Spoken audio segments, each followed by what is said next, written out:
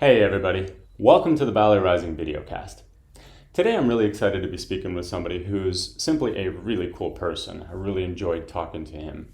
He is a former dancer, originally from Australia, and danced in many countries around the world. Today he is the founder and director of a really cool company called Projection Dance, based out of Australia. Projection Dance is a dance production company. They do galas, regular performances. They produce film works. They're doing a lot of really interesting cutting edge choreography.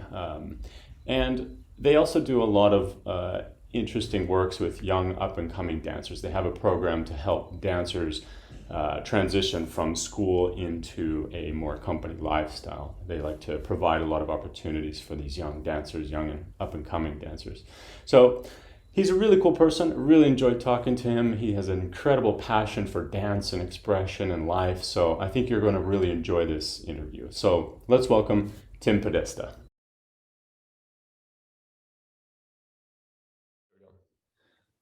All right, and we're here with Tim Podesta. Thanks so much for being here, man. Great to finally meet you. Yeah. No, it's a really pleasure. I've been looking forward to it. Yeah, for sure. So you got a lot of really cool stuff going on. I've been following you and Projection Dance for a little while now, so it's great to finally meet you and just discuss what you've got going on a little bit further. So yeah, great to finally have you. First question though, I've been very curious for a little while. What's with the Utah Jazz hat? Well, my stepson, he's a dancer at Ballet West Oh, you're kidding. in Salt Lake City. Yeah, so we obviously frequent there, and we went to a game, and now I'm a Utah Jazz guy. Oh, that's and, so cool. because obviously they have a few Aussies in the team too. So Okay. yeah, it was a good fit. Oh, nice. Okay, so for those of you who don't know, Utah Jazz is the NBA basketball team from Salt Lake City, Utah. I think it's the greatest basketball team in history, but that's just me. And why do you have such a love for the Utah Jazz? I'm from Salt Lake City. Are you really? Yeah, Oh I was wow. born and raised in Salt Lake City. Yeah, I Oh grew up with wow. John Stockton and Karl Malone. I mean, I saw those guys play. I met both of them several times, and Jerry Oh wow. Sloan. So cool. Yeah, so I grew up in Salt Lake. I'm a big jazz fan. And yeah, there's just no other Yeah. team for me. I mean, I wear this hat everywhere I go. Yeah. I mean, I've obviously now I've been there so many times. I love it there. I really enjoy it. Yeah, Great place. it's a beautiful place. I mean, when I was a kid, I didn't really appreciate it much. I was sort of a bunhead ballerina kid. All I wanted to do was move to New York and Of course. travel around Europe. And Yeah. now that I'm an adult, of course, I go back there and I'm like, wow, this place is fantastic. It's so Yeah. beautiful. So And so now I'm a jazz fan. good So deal. All right. Yeah, yeah. honestly, I haven't been paying that much attention since COVID. I haven't really watched any sports at all. Yeah, I mean, every now and again, I'll check it out, but again, COVID's just messed with everything. Yeah. Yeah, we'll get into that for sure.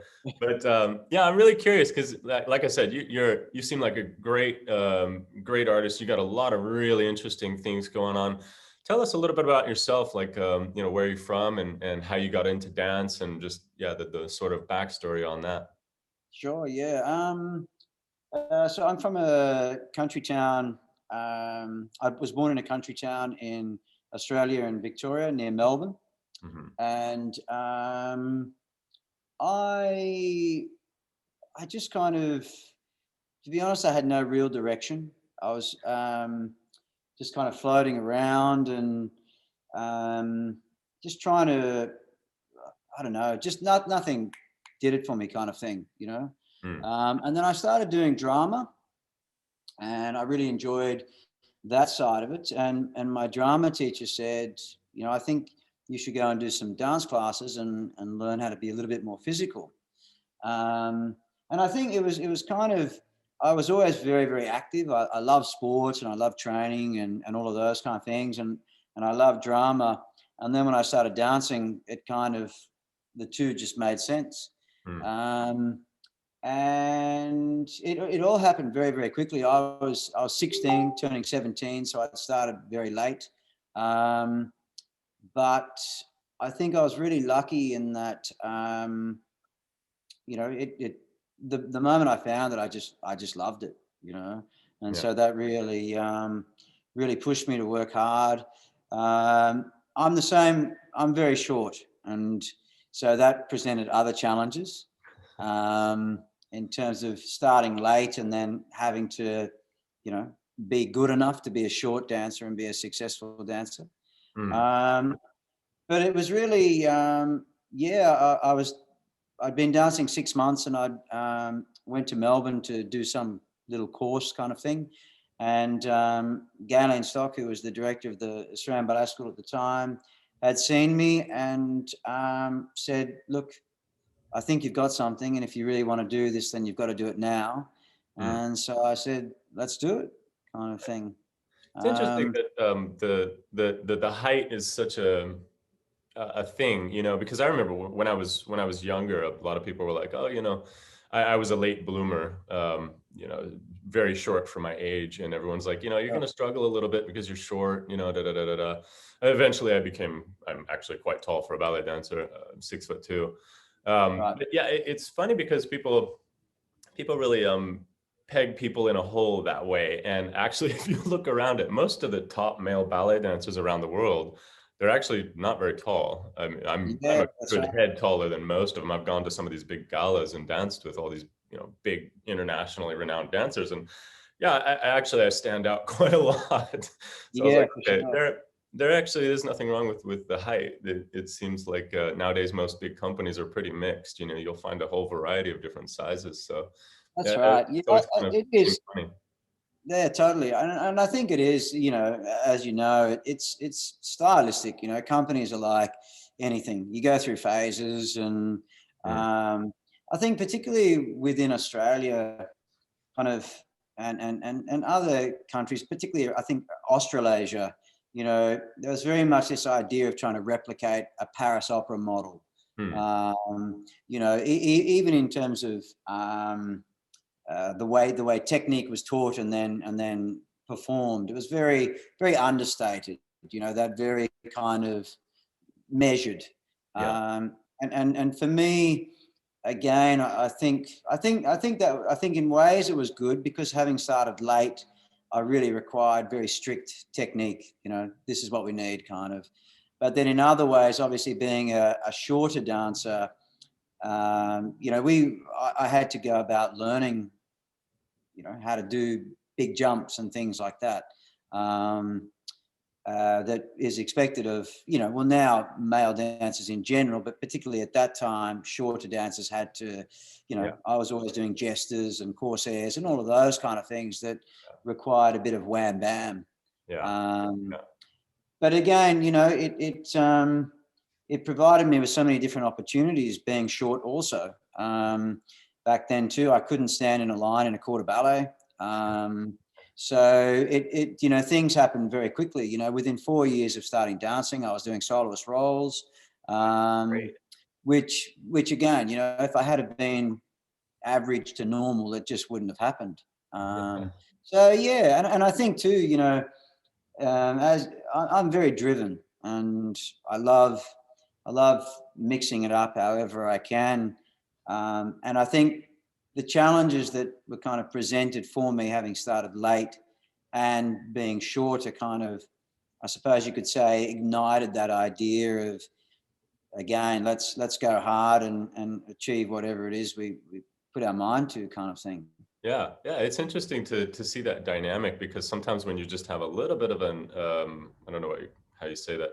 Uh, you feel like you're set back a little bit. Sometimes that's what really drives you forward. Brilliant. Mm, Yeah, I've known quite a few people, and even myself in some circumstances, I felt like I was a little bit behind in whatever subject or something, and that's what really pushed me, and I ended up being ahead. So it's an interesting dynamic. It's cool to see that really drives people. yeah, and I think again, I was lucky enough that, you know, obviously I was very fortunate to be accepted into the school with such little training prior. So there was always enough for me to continue to think, okay, there's something here, and if I can keep pushing it and stay motivated, then it kind of, I suppose also I was mature enough to understand the logic of dance. You know, if I can increase my facility and improve my technique daily, then why can't I achieve what it is that I need to achieve, kind of thing. Yeah. Whereas perhaps if I had have started much younger and I probably wouldn't have been able to analyze it that way and appreciate what the challenges were, but then how to overcome those challenges. Yeah, and that's also another really interesting perspective. I used to have these conversations with one of my best friends. He's a principal dancer in the Pacific Northwest Ballet. He's also a bit shorter and wasn't, he doesn't have that natural facility, the feet and the legs and stuff like that. And so the work that he had to do was amazing. He had to analyze everything and break everything down. And for me, it was a bit, I had long legs, nice feet, tall guy. Everything came a little bit more natural to me. So I never really had to break things down. I just kind of did it, but now when you really want to teach and you want to instruct people, for me, I have to really, now that I'm older, I'm sort of breaking things down, and he's been doing that for years. And so he's quite a bit ahead of me in that respect. So now I think I try to teach dancers and I think, what, you just do it, which obviously doesn't work very well. What are you waiting for? Yeah, just jump, turn, and point your feet. Yeah, totally. I get it. Yeah, so interesting. So cool. So you were in the Australian Ballet? Yeah, and then I went to Tokyo City Ballet from there. I always had this idea that I never wanted to stay in a company for too long. Just again, I saw dance as being such a short time to max it out. So I always had this idea of kind of company hopping, if you like, and trying to work with as many different people as I could. Yeah. And then I left Tokyo and I came back to Australia, and a bit of a mentor figure of mine, David Ashmole, he used to be a principal of the Royal Ballet and the Australian Ballet. And I'd just been offered a job with Scottish Ballet and South African Ballet Theatre. And he had danced in both. And I said to him, what do you think? And his idea was that Scottish Ballet and the Australian Ballet were very similar. So he's kind of like, get away, go do something else. Yeah. And so then I ended up in South Africa, and again, they just had such an amazing rep, again, obviously all the classics and Balanchine and Ashton and all of those kind of things. And so I really, really enjoyed my time there. And I think, again, just the culture of people, it was a really exciting time there too. And such amazing theatres and different things. So I really enjoyed it. But it was also not a very good time for me in that even in my first year at the Australian Ballet School, I had my first knee operation. Oh, wow. I'd torn my patella tendon. And I rehabbed pretty well. But again, as a shorter dancer, I was always doing very meaty kind of roles.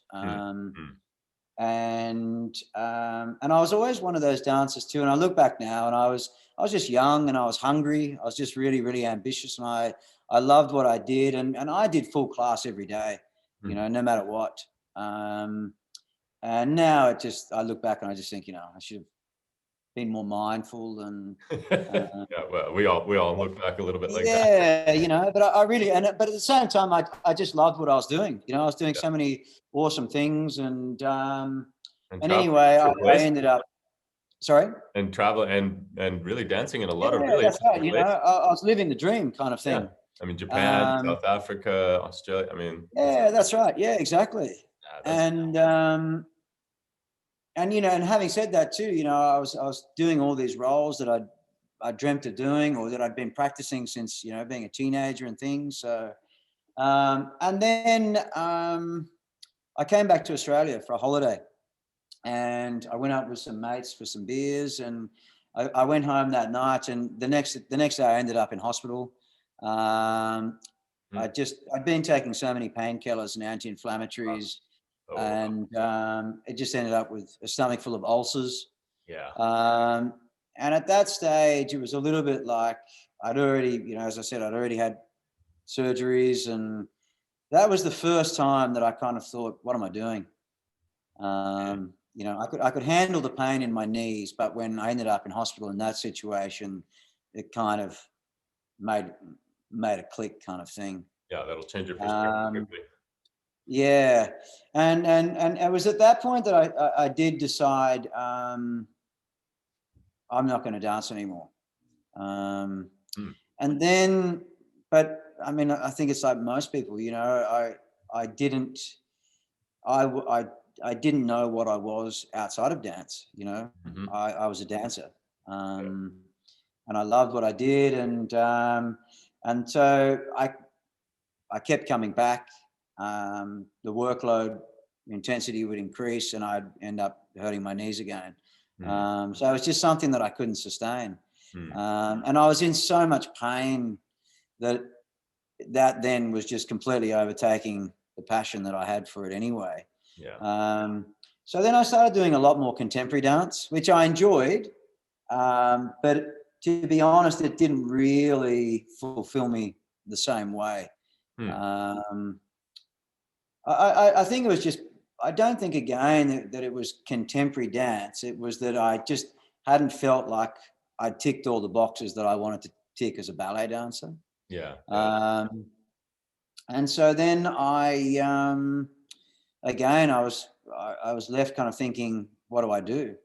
And I wouldn't say that I was depressed, but I was definitely lost, Yeah. I remember a very specific moment. I was sitting in a hairdresser's, and you're sitting in the salon and you just chit chat, and there was this moment where she said, "And what do you do?" And all of a sudden I didn't know what the hell I did, kind of thing. I had a similar moment. Yeah, and I was thinking, that's a good question, because usually again you say, I'm a ballet dancer, and then that kind of streams off all this conversation, and I was just left thinking, shit, I've got no idea. I had the same moment, but it was going through customs. I was going back to the United States, and the customs agent, and this is the wrong moment to not know what you do. He was like, "What do you do?" And I was like, I don't know. Okay, step over here. Yeah, exactly.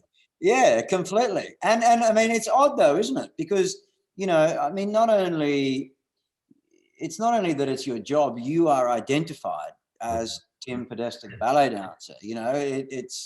And that's, you're the ballet dancer, and so you then see yourself as only being a ballet dancer.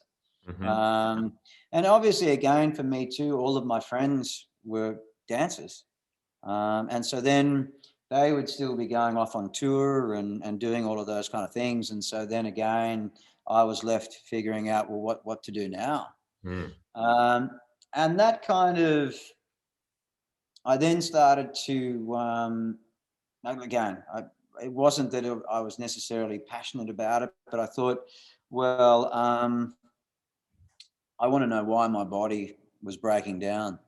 And so then I started doing lots of study into sports science and different remedial therapy and things like that, just to get a better understanding of what I perhaps could have done differently and things like that, which then did spark an interest and got me looking at different physical activities. Again, obviously, I really loved, I love that adrenaline that being on stage gave me. And I do think that I was hungry for that. I really missed that, that hit kind of thing.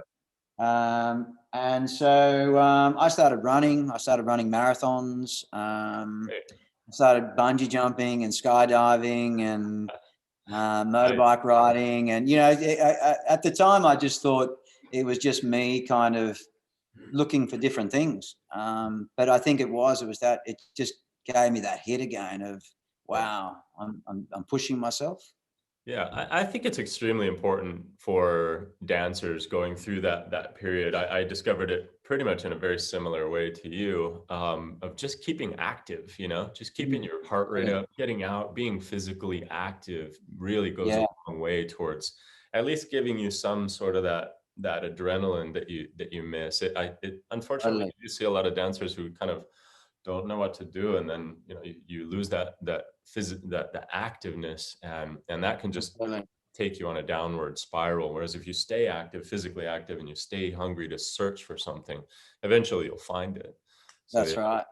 yeah, And really I important. do think you're dead right. And I think again, and particularly through my sports science studies, the reality is that as dancers, we do have so many hormones that are activating at such a high level Hmm. that again, your normal person doesn't experience. And so it becomes addictive. Mhm. Um, but I also think that, that, that that idea that a dancer will never find, that thing that drives them like the way dance did. I don't think I agree with that. I think it's again just being comfortable leaving that mind space. Hmm. You know, I think that's what it is. It's more that if you can't leave the fact that you're no longer a dancer, that's when you'll find it difficult to find something else. You Yeah, know. yeah.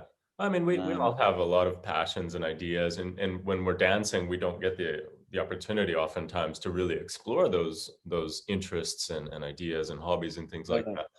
But we all have other things inside of us, and if you just kind of keep looking for them and keep going after them, I'm a hobby guy. I've got 1,000 hobbies. I'm very lucky that way.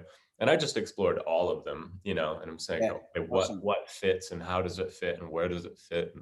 Yeah, same for me. It just kind of eventually things sort of fall into place. And I think that's right. It's all about how you look at it, and as a dancer, you have to be so committed to what it is that you do. But then also, all of a sudden, you do have this time to explore different things. Mhm. Um, and that's the thing. I love doing so many different things. And that kind of what was originally got me into choreography. I was very happy doing my studies and working in that side of things, um, and then I just started creating. Like, somebody asked me to choreograph a solo for something, and I thought, wow, I'm really enjoying being back in the studio and finding a way to be creative. And then I just thought I might give being a choreographer a go. Cool. Um, and I think again, I didn't even know, obviously I worked with a million choreographers, but to me, again, it was just this idea that I was just putting steps together.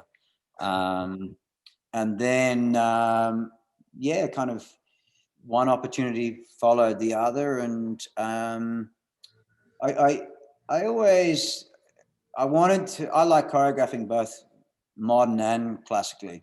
Mm. Um, and so then came the idea of projection, which I didn't want to be pigeonholed as a contemporary company or as a ballet company or even necessarily a dance company.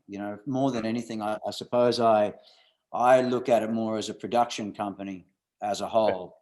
Um, because I I do work with um, ballet dancers and contemporary dancers, but I also like looking at dance from an educational and a way of creating inclusivity. And dance just offers so much diversity, and so I like, again, I've worked heavily with people with varying disabilities. As you know, my work across Africa and Ethiopia.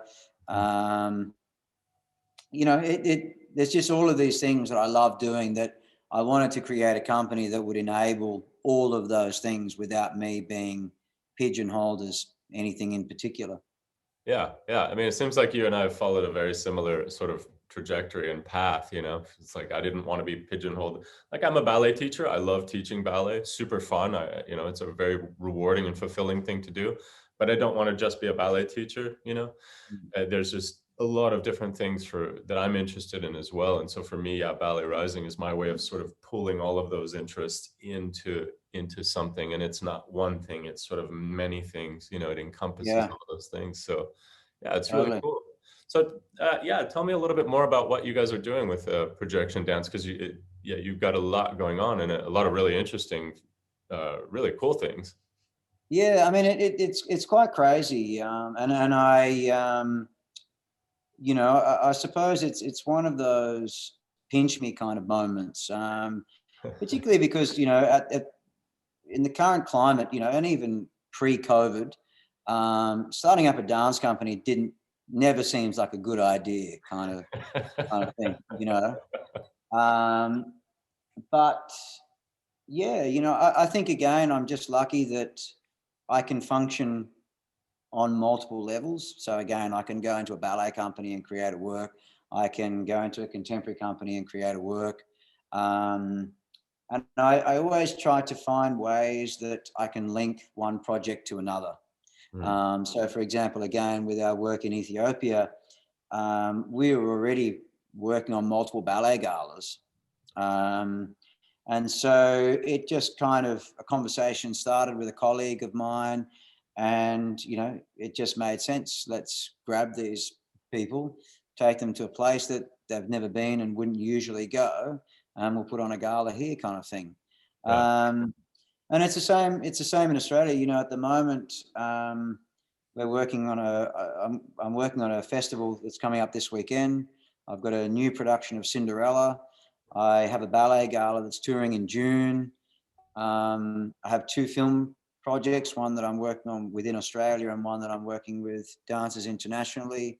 Mm, And then I still work within a sports science side of things too, working in terms of consultancy and things like that.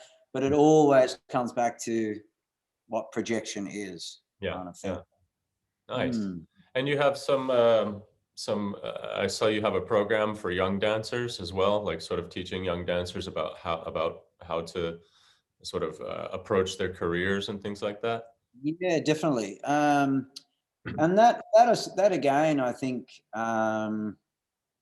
you know, I've just been so lucky with my trajectory, and you know, being able to start late, and or I suppose even again, being able to find something that you're so passionate about. Mm, I was actually saying to some young dancers today, you know, for me, my dad, he's an incredible artist, and but he had 12 brothers and sisters, and his dad died when they were quite young, mm, and so it was something that he was never able to fulfill, you know, and mm. so that he really made sure that that opportunity was available to me.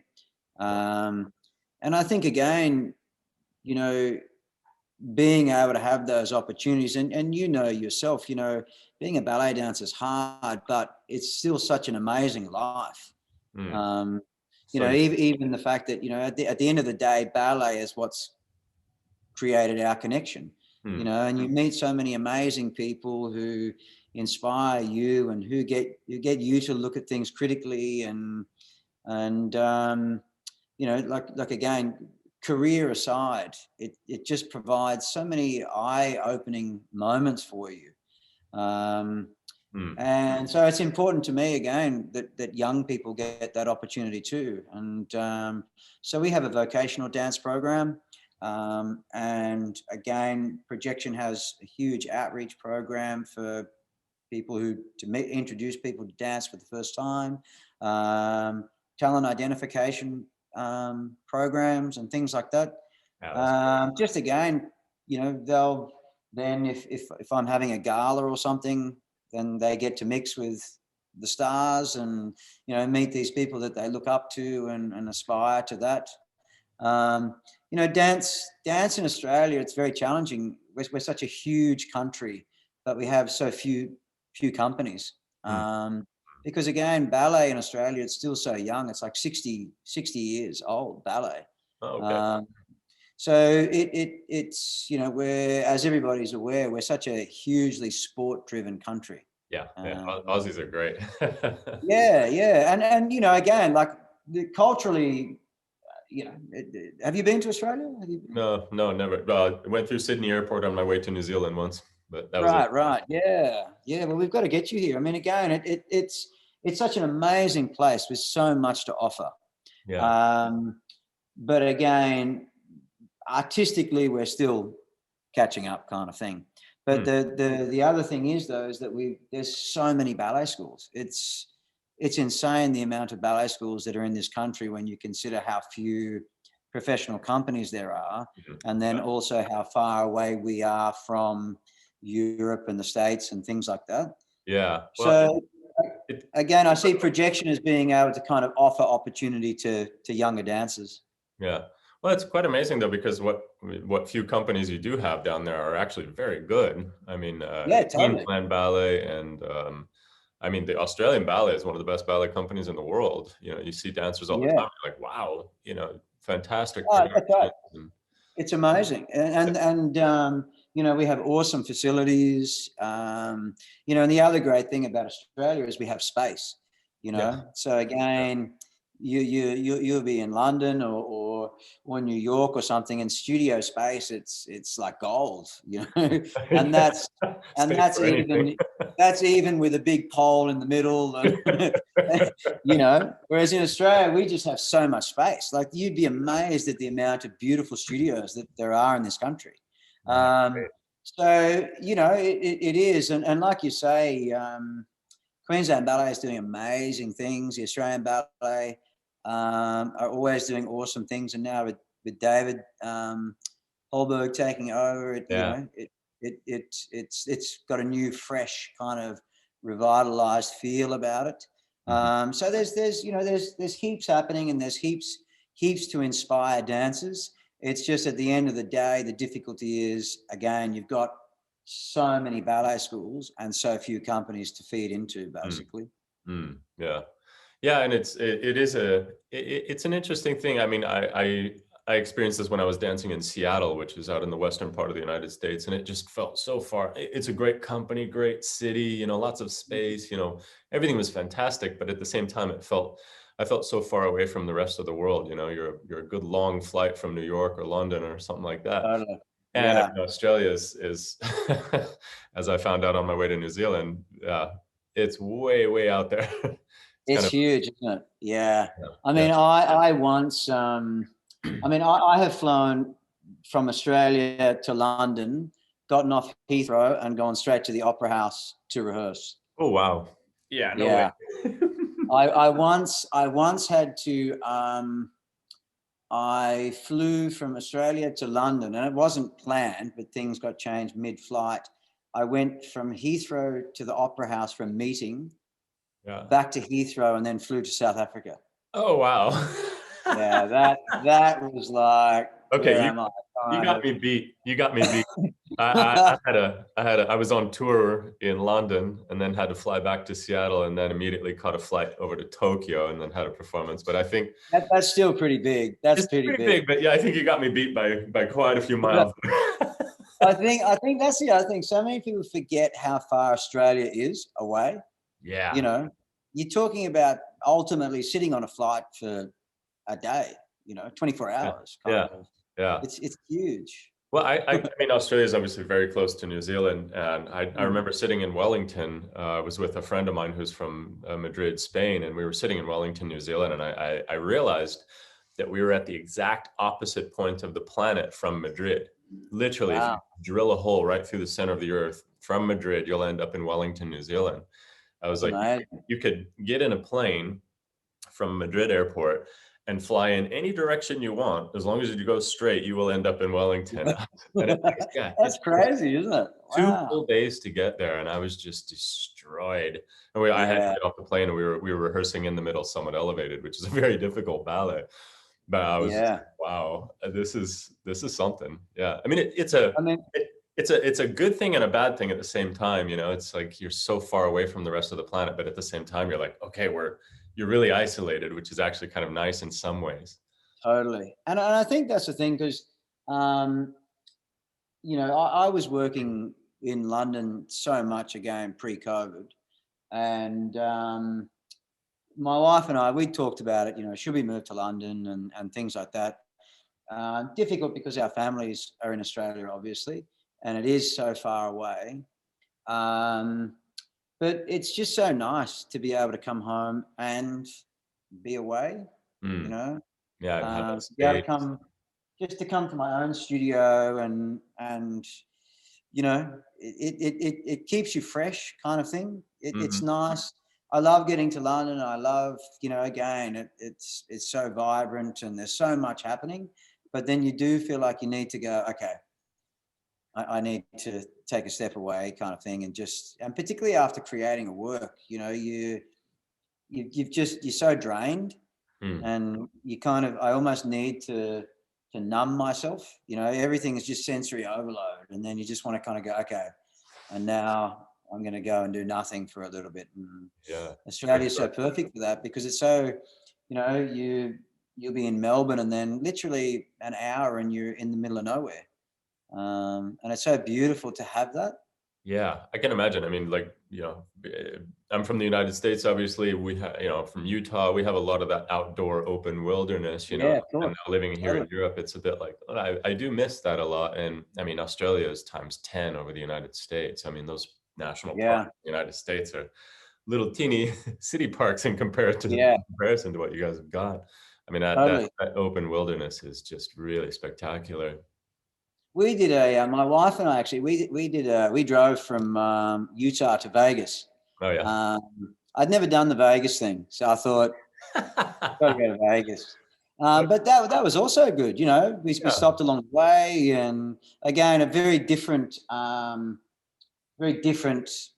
outback to Australia, obviously. Yeah, well, it's not what it used to be either. I mean, I did it a few years ago, and now it's just full of cities and towns and Yeah, strip malls. yeah, for Like sure. when I was a kid, you know, you'd go down the highway, you get out of Salt Lake City, and there were signs on the side of the road that says "Stop now and fill up on water and gas." Right, You know, right. because the next gas station is not for a really long way, and you get stuck out in the desert, and you know. So now it's kind of, you know, it's not quite the same anymore, but it's beautiful. It's nice to be out in the wilderness. Yeah, yeah, totally. Yeah, That's driving me really. I really want to get down to Australia for that kind of stuff because some of the yeah. national It parks really, are, wow, impressive. totally. It's it's hard to explain. It's just so. I think again, Australia is just so unique because we do. You know, again, you've got these fabulous cities with you know, such diversity, but again, you know, you we literally have, you can have 60 degrees out in the middle of the desert and then in the next state being -5 with snow, kind of thing. Wow. It's really it's that contrasting. Hmm. Wow. And that's what makes it so beautiful. Yeah. Yeah, you Wow. must come, you really must. Yeah, it's been on my. I've planned on it a few times. I did actually have some teaching that I was supposed to do down in Sydney, and yeah, that fell through. I think that was sometime before COVID. So Right, yeah, it'll happen eventually. we'll We gotta have to get get back you to here. airplanes. Yeah, yeah. So, what's the future for Projection Dance? What are you guys? What are you planning on now? And yeah, what's your sort of long-term post-COVID outlook? Yeah, I mean, at this point in time, and I do think again, you know, obviously everybody's looking for positives from COVID. Mhm. Um, I do think that one of the positives is that it's kind of it's made people kind of look outside of their box. You know, and particularly in Australia, you know, we're very lucky in that the arts is still, you know, quite heavily funded here, and so it does become, you can rest on that fact, kind of thing. Hmm. But now obviously with COVID, it's really like everywhere in the world. I think it's kind of challenged what is the relevance of art. You know, if Mhm. you have people if you have people dying and you have people that are unable to even go to work, what is the relevance of going to watch a ballet? And I mean, for you and I who have experienced it, and people who we know have experienced it, it's very easy to say, well, this is, you know, not just ballet, but art in general. You know, these are the things that make art relevant, and why even during COVID, art is so important. And I think it's made people, it's reiterated to those of us who are heavily involved in it why it's so important to continue to push the importance of it. You know, for me, and as I'm sure as you know, with my experiences in Ethiopia and again working within marginalized communities, dance, it's, you know, that's true passion, because they don't do it for a job, they don't do it to impress someone, they do it because that movement ticks so many boxes for them that they can't explain, you know. And they don't know who I am, and they don't care who I am. I'm just the guy that can come and teach them things that they never knew before. And it's the same for them with me, you know. We just immerse in each other's cultures, and we can obviously see links and how these two things have come together. And so that for me is kind of, COVID has made me realize that injecting this enthusiasm of dance no longer is only necessary in these African places, or, you know, countries that are less fortunate. I think it's a global thing. You know, we really need to remind people of this is why what we do is so important. And that for me is really what my plan is with Projection for the next decade. I really just want to get as many people dancing as I can. Young people, old people, people with disabilities, and get them to see the value in what we do, and try and create as many opportunities as we can. That's perfect. Yeah, that's phenomenal. Yeah, it's interesting because even in countries where you'd think, you know, that have strong history of funding and supporting art, you know, even here in the Netherlands and in Europe, we lose the narrative sometimes. You know, we do have to remind ourselves, why is this important? You know, I keep going back to this famous saying from Winston Churchill when you know, in the middle of the Second World War, you know, he was like, okay, we have, you know, people were saying we need to cut funding to the arts, we need to cut funding to everything to put it towards the war effort. And then apparently Winston Churchill said, hell no, what are we fighting for? You know? Yeah, completely. It's freedom of expression. It's freedom to express and you know, as a community, as an individual. It's everything that everyone in the West and everyone who believes in these in the idea of freedom of expression and freedom of speech and everything like that. That's what this is all about. You know, it's individual and personal liberty. It's creativity. It's what drives us forward in a lot of ways.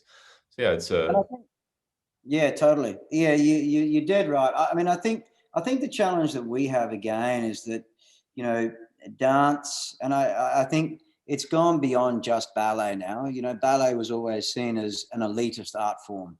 And so, you know, it was very much these things that you speak of, creativity and things like that. People didn't see ballet as being that. You know, they saw it as an opera house, a suit, a champagne, and chit chat afterwards.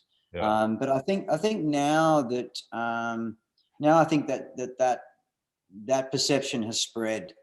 And it's found its way into contemporary dance, and even indigenous dance and things like that. I think people now view it as high art instead of, well, it's people at its essence being expressive. And I think again, and I can say that I was completely naive to that also. But then when you see people who literally do not have food, but when they're dancing for that hour, they're not even thinking about that. I mean, if that doesn't say what the power of movement is, I mean, that's insane. yeah. You know, Yeah. To be able to put that aside and just immerse yourself in an hour of learning to dance. I mean, how's that even possible? But I've seen it, you know. Yeah. Well, you look at places around the world that are, people from less fortunate circumstances. Many of them are just absolutely passionate about different kinds of dance, whether it's some of the poorer neighborhoods in the United States and developing things like hip hop and break Absolutely. dancing and things like that. Or you look at some of these really poor communities in South America or in Africa, they're avid dancers. I mean, these people are just absolutely phenomenal. Whatever style it is, it doesn't matter, and you're like, okay, so what is it about people that, in these places that just have that drives this passion for dance and expression and community and everything that dance sort of involves? It's not like, okay, people with money and people that have, tons of government funding. It's people just, getting out there and being themselves, and sort of sometimes it's forgetting about your problems, sometimes it's exercising your problems, sometimes it's just an overwhelming desire to move and express yourself and be a part of a community. And I think too, um, their freedom is, they're not restrained by technique. Yeah. I always find some of my biggest challenges are just completely letting go of this vocabulary that I spent so many years trying to make natural. You know, I've seen so many dancers, untrained dancers, who just sit there and they've just watched something, and again, there's no technical knowledge. They're just literally looking at, okay, one arm's here, one leg's here. And because of that freedom, and if you want naivety, of course it's possible. That guy's doing it. Why can't I do it? Yeah. Whereas again, if you're somebody, I mean, how many times you hear a young dancer say, oh, there's no way I could turn 7 times. Or, because they look at their technique as being something that's holding them back. And I do think that is also another challenge for our professional industry, is really, really trying to change minds of young dancers, and kind of, I still think that classical ballet is too militarized. I think we need to be doing more to getting young people to feel confident asking a question. Why is it this way? And then as teachers, have the same dialogue that choreographers have with professional dancers. You want them to think anything is possible. Yeah. I think we've lost that a little bit. Yeah, I mean, ballet, the school and the style, it does come from that very militaristic thing. We want to punch that technique into people. So you kind of understand where it comes from. Our technique sets us aside from other styles of dance, but in the end, it's dance. I find that when I'm teaching, I find that people are so concerned with hitting positions rather than moving.